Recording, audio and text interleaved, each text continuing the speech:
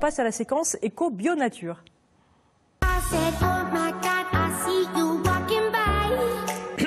Et on retrouve Françoise Quick-Marinier. Bonjour Françoise, docteur en pharmacie, spécialiste en aromathérapie. Aujourd'hui, on va parler de rééducation olfactive. C'est vraiment d'actualité puisque la perte d'odorat, l'anosmie, c'est l'un des symptômes qu'on retrouve le plus souvent quand on a la Covid. 80% des personnes qui contractent le virus, donc c'est même un élément diagnostique. Il y a eu un prix Nobel de médecine en 2004 qui a travaillé sur l'odorat, c'était un petit peu délaissé et finalement on n'a jamais autant parlé d'anosmie. Alors l'anosmie, c'est je vois un citron et je ne le sens pas. Oui. Ensuite, on va avoir l'hyposmie. On va regarder parce qu'on n'a pas vu à la caméra, effectivement, il y a un citron sur la table. Voilà, donc je vois un citron, je ne le sens pas. Ouais. On a l'hyposmie, je vois le citron, je le sens à peine en grattant son zeste. Et puis on a d'autres soucis avec ce Covid, c'est les parosmies, c'est-à-dire que je vois ici un citron et je sens de l'ail. Ah, ça c'est embêtant. Du sang.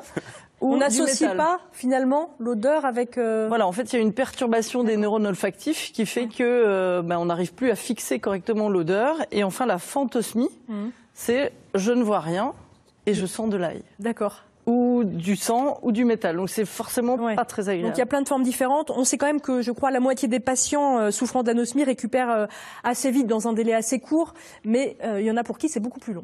Alors il faut à peu près 2 mois, parce que le virus se fixe juste à côté des neurones olfactifs, ça provoque un œdème et du coup l'influx olfactif ne passe pas.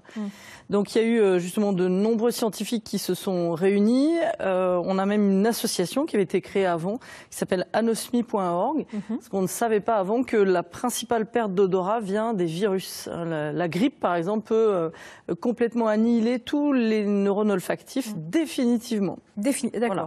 Alors c'est hyper important, c'est plein de plaisir, l'odorat. Ah, bien sûr. On a un risque aussi, on sait qu'une perte d'odorat complète, donc l'anosmie, on a un risque de décès prématuré dans les 10 ans qui suivent de 46%. Augmenté. Ça, je ne savais pas. Voilà, parce qu'on n'a plus de goût, on n'a plus d'odeur, donc on n'a plus forcément envie de manger. Donc il y a justement un scientifique qui s'appelle Ira Gurden et Jean-Michel Maillard qui ont mis en place des protocoles olfactifs avec des huiles essentielles. Parce qu'on peut retrouver l'odorat en s'entraînant. Ça, c'est important. Exactement. Alors comment on fait? Là, je vous parle des virus, mais ça peut être aussi des accidents vasculaires cérébraux ou autres.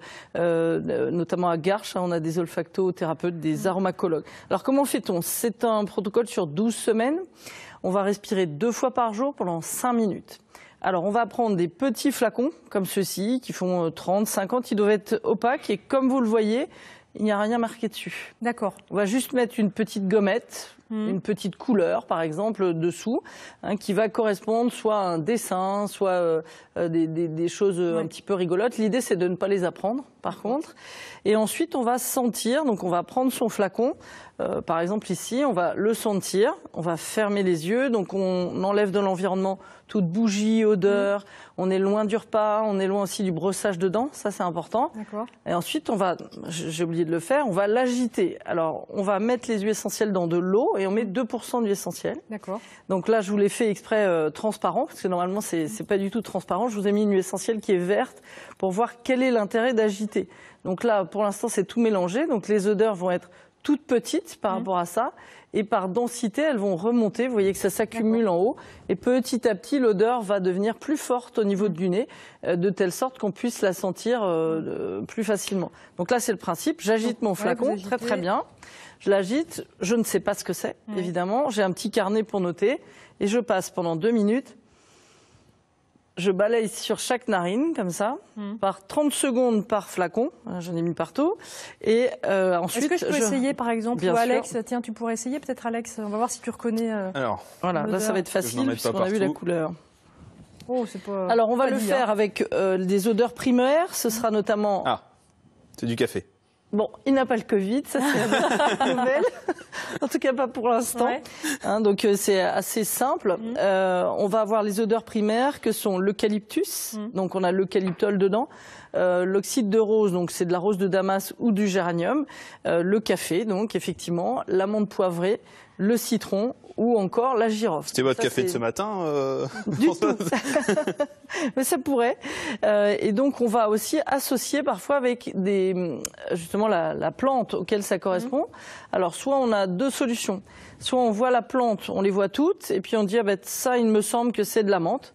Et on vérifie, puisqu'on va avoir mis derrière le petit logo de la plante la même gommette que le flacon. Okay. Donc on retrouve comme ça. Donc il y a deux façons de faire. Soit je cherche parmi celles que je dois trouver, soit je fais à l'aveugle et ensuite je regarde si j'ai juste. D'accord. Au fur et à mesure. Et on retrouve l'odorat à peu près en 3 à 5 semaines de cette façon-là. Bon, bah, c'est bien. On a 30 secondes pour terminer. Vous avez apporté des petites choses à grignoter? Ça, c'est pour faire les cadeaux de Noël très facilement. On peut aromatiser une huile de cuisine. Donc, on prend de l'huile d'olive. On rajoute, ici, je vous ai mis façon pesto, c'est-à-dire c'est du basilic à linalool ou de la menthe verte pour mettre dans un taboulé. Et puis, on goûtera tout à l'heure. Vous verrez, c'est très agréable. Moins calorique aussi. Et puis, c'est des cadeaux à faire soi-même. Alors, on peut avoir d'autres idées. Par exemple, aromatiser un miel. Là, il est fait. Ou du sel que j'ai ramené de l'île d'Oléron. Avec des huiles essentielles. Avec des huiles essentielles. Donc, ça sent bon, c'est pas cher, c'est fait maison, avec des jolies étiquettes où on fait maison. Et puis, souvent, les gens adorent faire ça et ils en demandent. Et c'est quand même super, les huiles essentielles. La preuve aussi avec ce livre, Amitié gourmande. Vous l'avez fait à plusieurs. C'est vraiment made in Limousin, c'est ça? Imprimé en Limousin, donc Bordeaux et Limoges. On est 3 du Limousin avec une chef à domicile et avec de la belle porcelaine de Limoges. Bon, bah, faut le trouver sur Internet, c'est ça? On le trouve sur Internet. Vous nous envoyez un petit message, sinon on vous donnera toutes les références. Merci beaucoup, Françoise.